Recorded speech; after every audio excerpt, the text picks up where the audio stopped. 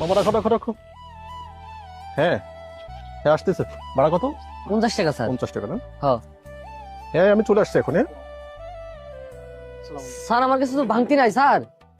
ও sir, sir টাকা না লয়ে গেল গা 1000 টাকা, ওর ভাড়া তো 50 টাকা।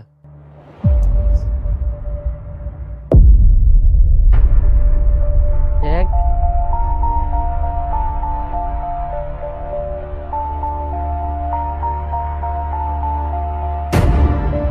ও সুবহান আল্লাহ,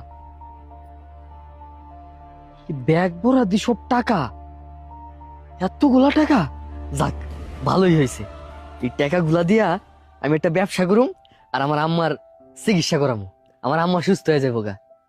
কিন্তু এই টাকা তো আমার না, আমি আর একজনের টাকা নিয়ে কি করুম? আমি যে আর একজনের টাকা লয়ে যাবো, পরে যদি আল্লাহ আমার মার উপর দিয়ে এই টাকা শোধ করে, না 4 টাকা হেরে দিয়ে দিতে হইব, আমি নিতে পারবো না এই টাকা। এই দাঁড়াও, কোথায় যাচ্ছ? ভাই ভিতরে যাইতেছি। ভিতরে যাবে মানে? ওই যে হপাই যে 60টা গেল না, হ্যাঁ আমার রিক্সাতে ব্যাগটা হালাই হয়ে গেছে, হ্যাঁ ব্যাগটা দিয়ে আমি। এই মিয়া, কোথায় পাইছো আমারে?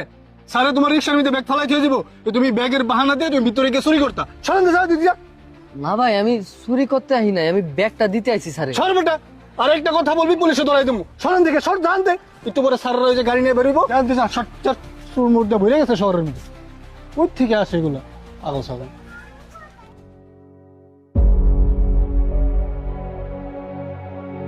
না না, টাকাগুলা জ্যাম নাই হোক স্যারে দিতে হইব। আচ্ছা কাজ করি, আমি এনে খারাই, স্যারে যখন বাইরে বাইরে হইব এই সময় হ্যাড টাকা আমি হেরে দিয়ে দেব, আমি মাইনছের বোঝা লইয়া থাকতে পারুম না। আসসালামু আসসালাম। ভাইজি আমি যখন বাসায়